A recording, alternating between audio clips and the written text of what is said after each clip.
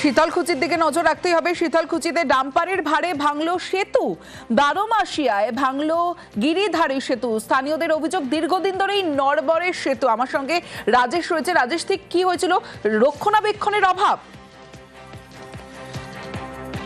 কথা বলবো তার আগে যে ছবি আপনাদের দেখাচ্ছি শীতলকুচির ছবি, যেখানে ডাম্পারের ভারে ভাঙলো সেতু, 12 মাসিয়ায় ভাঙলো গিরিধারী সেতু। স্থানীয়দের অভিযোগ দীর্ঘদিন ধরে নড়বড়ে এই সেতু। রাজেশ রয়েছে আমার সঙ্গে, কথা বলবো রাজেশের সঙ্গে। রাজেশ, তার মানে দীর্ঘদিন ধরে রক্ষণাবেক্ষণ হয় না এই সেতুর। এই সেতু ভাঙার ফলে তো একটা যোগাযোগ বিচ্ছিন্ন হলো। দেখো, একদমই তাই। শীতলকুচি ব্লকের 12 মাসি এলাকায় এই গিরিধারী সেতু কিন্তু দীর্ঘদিনের পুরনো। স্থানীয় সূত্রে যেটা জানা গেছে, প্রায় 25-30 বছরের পুরনো এই সেতু। আজ সকালে কিন্তু মালবাহী একটি ডাম্পার যখন সেতুর উপর দিয়ে যায়, সেই ডাম্পারের ভারেই কিন্তু মূলত সেতুটি ভেঙে পড়ে, যার ফলে কিন্তু ব্যাপক সমস্যা এলাকার প্রায় কয়েক হাজার মানুষ।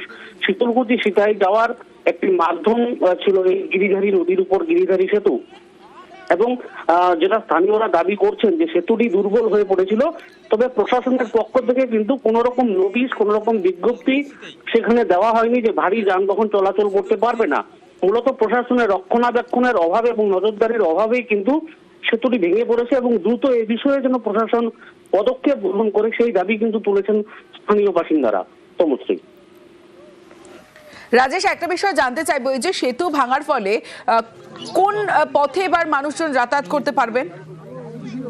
দেখো, শীতলকুচি এবং সিতাইয়ের যোগাযোগের মূল রাজ্য সড়ক রয়েছে। তাছাড়াও কিন্তু লালবাজার এলাকার উপর দিয়ে এই যে সেতু, এই সেতু দিয়ে কিন্তু দ্রুততার সঙ্গে শীতলকুচি এবং সিতাইয়ের সাধারণ মানুষ যোগাযোগ করতেন, যার ফলে কিন্তু এখন বর্তমানে অনেকটা রাস্তা ঘুরপথে যেতে হবে সাধারণ মানুষকে। মূলত বাজার থেকে শুরু করে অন্যান্য কাজে কিন্তু শীতলকুচি এবং সিতাইয়ের মানুষ এই গিরিধারী নদীর উপর এই গিরিধারী সেতু দিয়ে যাতায়াত করত। এখন কিন্তু তাদেরকে মূলত রাজ্য সড়ক যেটা অতি সহজে শর্টকাটে যাতায়াতের যে রাস্তাটা ছিল এই গিরিধারী নদীর উপর এই সেতু। একটা বিষয় জানতে চাইবো, যে কোনো সেতুতে ওঠার জন্য একটা নির্দিষ্ট লিমিট থাকে, অর্থাৎ ওয়েট লিমিট থাকে, এক্ষেত্রে কি ছিল? দেখো, এই ক্ষেত্রে দীর্ঘদিনের পুরনো যেহেতু সেতু, তাই এই সেতুর উপর দিয়ে ভারী যানবাহন, ভারী ট্রাক যেন যাতায়াত, মালবাহী ট্রাক যাতায়াত না করে, তার জন্য মৌখিকভাবে কিন্তু স্থানীয় প্রশাসনের পক্ষ থেকে জানানো হয়েছিল।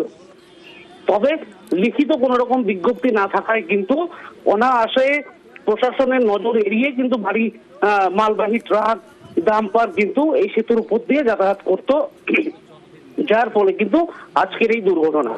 এই মুহূর্তে কি পরিস্থিতি রাজেশ? দেখো, এই দুর্ঘটনার খবর পেয়ে স্থানীয়রা যেমন ভিড় জমিয়েছেন, তেমনি কিন্তু প্রশাসনের পুলিশ প্রশাসন এবং স্থানীয় প্রশাসন ঘটনাস্থলে রয়েছে। এই আর একটু পরেই হয়তো যে ডাম্পারটি ভেঙে রয়েছে সেতুর উপর, সেই ডাম্পারটিকে উদ্ধার করার কাজ চলবে। পাশাপাশি প্রশাসনের পক্ষ থেকে কিন্তু নজরদারি রাখা হয়েছে, যাতে কেউ সেই সেতুর উপর না উঠতে পারে, কারণ সেতুর উপর উঠলে কিন্তু বড় কোনো দুর্ঘটনা ঘটতে পারে বলে মনে করছে স্থানীয় প্রশাসন। বেশ। লোড ডাম্পার গুজরি নিয়ে যাচ্ছিল শীতেই। ব্রিজটা আগের থেকে দুর্বলই ছিল, যে গাড়ি উঠে গেছে, গাড়ি ব্রিজ বসে গেল। কেউ কি আহত হয়েছে এই ঘটনায়? কেউ আহত হয়নি।